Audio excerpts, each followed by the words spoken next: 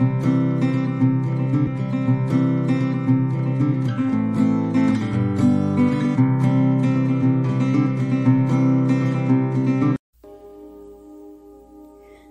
श्रोते हो, मी हर्षदा. कोविड-19 नावाचा डोळ्यांना न दिसणारा विषाणू, पण उभ्या जगाचे डोळे त्याने पाहता पाहता पांढरे केले एवढं मात्र खरं. Lockdown, home quarantine, social distancing, isolation असे कितीतरी शब्दप्रयोग आपण नव्याने शिकलो ते याच संसर्गाच्या काळात. मास्क, सॅनिटायझर अशा कितीतरी उपाययोजना अधोरेखित झाल्या, जणू जगण्याचा भाग व्हाव्यात तशा. सबंध जग गेली 1.5 वर्ष कोरोना कोरोना आणि कोरोना हाच विषय एकसारखा चघळत आहे. अशा वेळी कवी मन या साऱ्यांपासून अलिप्त कसं राहील? कोरोना काळातही कवी मनात उचंबळून आलेल्या भावना प्रासंगिक रूपात कवितेतून उतरल्या. त्यातल्या शब्दांना कोरोनाचा गंध होता, पण सकारात्मकतेचं स्पंदनही निरंतर धडधडत होतं. आपणही घेणार आहोत नंदिनी भुवड यांच्यासोबत याच काव्याचा बेमालूम सुगंध, शब्दस्पंदन या काव्य मैफिलीतून. निर्मिती साहित्य उत्सव. संहिता लेखन, दिग्दर्शन आणि सादरीकरण श्रीमती नंदिनी भुवड. तांत्रिक सहाय्य विद्या पाटील, प्रमोद पांढरे. तर ऐकूयात शब्दस्पंदन भाग 3. नमस्कार मित्रमैत्रिणींनो. शब्दस्पंदनच्या या भागात आपण आपल्याला नकोशा वाटणाऱ्या करोनाविषयी आणि एकंदरीतच त्याच्यामुळे आपल्या आयुष्यावर झालेल्या परिणामांविषयी बोलणार आहोत, अर्थातच काव्यातून. त्यातही सकारात्मक आणि आशावादी दृष्टिकोन खूप महत्त्वाचा. या विषाणूच्या एंट्रीनं जग थांबलं. मास्क, सोशल डिस्टन्सिंग, लॉकडाऊन या अनोख्या गोष्टी अचानक आपल्या जीवनाचा अत्यावश्यक भाग बनल्या. बघता बघता वर्ष पूर्ण झालं आणि सगळं सुरळीत होईल म्हणता म्हणता पुन्हा लॉकडाऊन लागला. मित्रमैत्रिणींनो, आपण नकळतच पहिला आणि दुसरा लॉकडाऊन अशी भाषा बोलू लागलो. हो, कारण या दोन्ही लॉकडाऊनमध्ये प्रकर्षाने जाणवावा इतका फरक होता. अशाच या पहिल्या लॉकडाऊनची गोष्ट सांगणारी माझी कविता. पहिल्या लॉकडाऊनच्या काळात. पहिल्या लॉकडाऊनच्या काळात घडलं खूप काही. पहिल्या लॉकडाऊनच्या काळात घडलं खूप काही. छे छे, त्या करोनाबद्दल आपण मुळी बोलायचंच नाही. पहिल्या लॉकडाऊनच्या काळात आणखीही बरंच काही घडलं. पहिल्या लॉकडाऊनच्या काळात आणखीही बरंच काही घडलं. खरं सांगू का, आपल्या जगण्याचं पितळ उघडं पडलं. अचानक धोक्याचा सायरन वाजला. अचानक धोक्याचा सायरन वाजला. सुरू झाला लॉकडाऊन. दुकानाबाहेरील रांगांनी घराचं करून टाकलं गोडाऊन. दुकानातले स्नॅक्स आयटम्स सगळ्यात आधी गायब झाले. दुकानातले स्नॅक्स आयटम्स सगळ्यात आधी गायब झाले. मला कळेना, यीस्ट आणि मैदा कधीपासून जीवनावश्यक झाले. स्टेटसवर ज्याच्या त्याच्या दिसू लागला होममेड ब्रेड. स्टेटसवर ज्याच्या त्याच्या दिसू लागला होममेड ब्रेड. डाल्गोना कॉफीच्या फेसाचं ज्याला त्याला वेड. बाहेरच्या खाण्याची चटक घरात स्वस्थ बसू देईना. बाहेरच्या खाण्याची चटक स्वतःला घरात स्वस्थ बसू देईना. आणि मार्बल केक खाल्ल्याशिवाय आमचं पोटच भरेना. अनेकांचे व्यवसाय ठप्प, म्हणून नवे व्यवसाय सुरू. अनेकांचे व्यवसाय ठप्प म्हणून नवे व्यवसाय सुरू. ड्रायफ्रूट्स विक्रीच्या जाहिरातींनी व्हॉट्सअप लागलं भरू. आळस भरला अंगात. आळस भरला अंगात. रुटीनचा संबंधच उरला नाही फारसा. आळस भरला अंगात. रुटीनचा संबंधच उरला नाही फारसा. प्रश्न पडतो, अन्न वस्त्र निवाराच उरल्यात का आपल्या मूलभूत गरजा? असंख्य योद्धे लढतायत, संपतायत. सुरू आहे आजही अविरत कष्टांचा प्रवास. असंख्य योद्धे लढतायत, संपतायत. सुरू आहे आजही अविरत कष्टांचा प्रवास. केवळ मोबाईल दिला नाही म्हणून तरुण पोरं लावून घेतात गळफास. खरं तर खूप काही घडलं, खूप काही बिघडलं. खरं तर खूप काही घडलं, खूप काही बिघडलं. एवढं नक्की खरं, आपल्या जगण्याचं पितळ उघडं पडलं. एवढं नक्की खरं, आपल्या जगण्याचं पितळ उघडं पडलं. म्हणूनच पहिला लॉकडाऊन दुसऱ्या लॉकडाऊनपेक्षा अनेक अर्थांनी वेगळा ठरला. आदरणीय लेखक कवी डॉक्टर प्रदीप आवटे करोनाच्या काळात सुरुवातीपासूनच उत्तम मार्गदर्शन करत आहेत. त्यांनी केलेले अभ्यासपूर्ण मार्गदर्शन सर्वांसाठीच खूपच उपयुक्त ठरले. याचबरोबर लेखक आणि कवी म्हणून डॉक्टर प्रदीप आवटे यांनी सोशल मीडियावर टाकलेली पोस्ट असू दे किंवा एखादी कविता मनाला छान उभारी देऊन जाते. आत्ता आपण त्यांचीच एक काव्यमय पोस्ट ऐकणार आहोत. जीवनधर. महाराष्ट्रातील पहिल्या करोना रुग्णाचे नाव जीवनधर.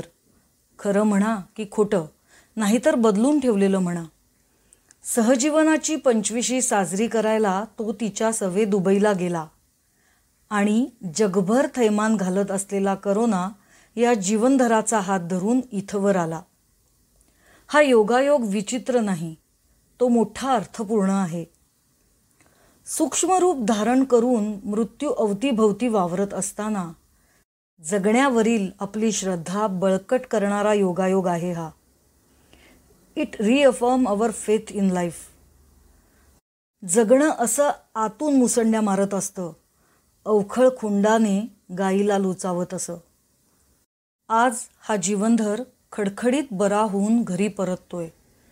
अनंत मरणे झेलून घ्यावी इथल्या जगण्यासाठी हे उच्च रवाने सांगावं असा हा क्षण आहे.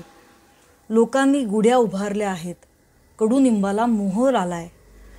फांदी फांदीवर कोवळी पालवी फुटलीये. निर्जन रस्त्यांना उत्फुल्ल जगण्याची वसंत माखली स्वप्न पडताहेत. फुलून येता फूल बोलले, मी मरणावर हृदय तोलले. दुरून कुठून तरी गाणं कानावर येतंय. तुम्ही ऐकताय ना? आपणही आपल्या तारा छेडायला हव्यात. किती सुंदर शब्द आहेत ना? खरोखर काव्यात्मक. तसे आपण सर्वजणच घाबरलेले आहोत. तरीही या काळात धास्तावलेल्या, घाबरलेल्या पॉझिटिव्ह रुग्णांना धीर देणं, उभारी देणं हे मोठं आव्हानात्मक कामच होतं. यासाठी अनेक संस्था पुढे आल्या.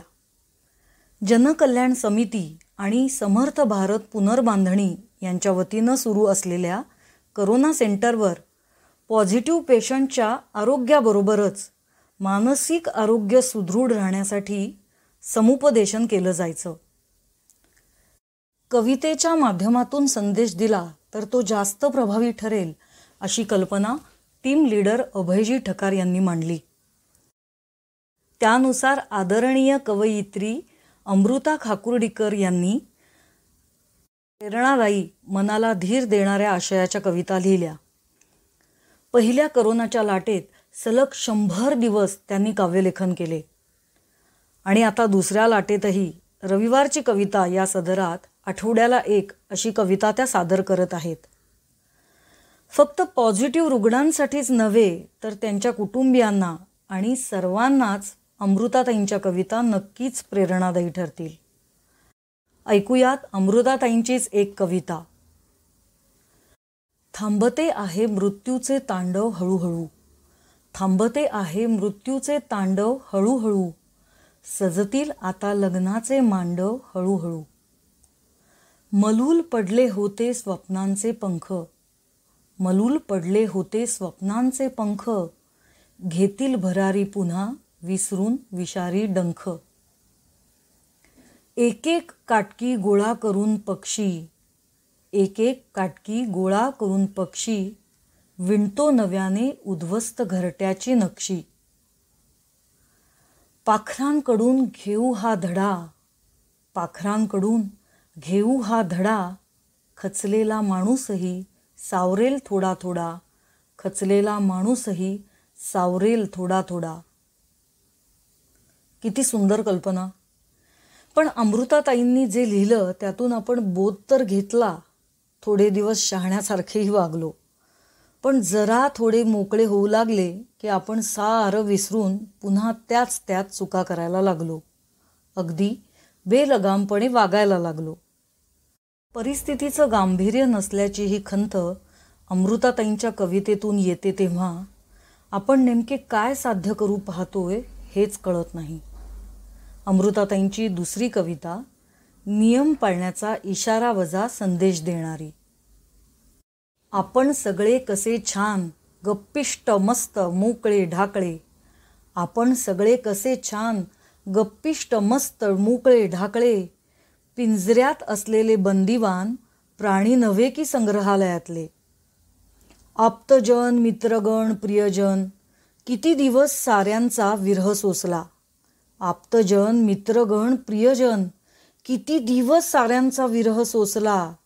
दृढ गळाभेट नसू दे पण कोणी साधा डोळ्यालाही नाही दिसला.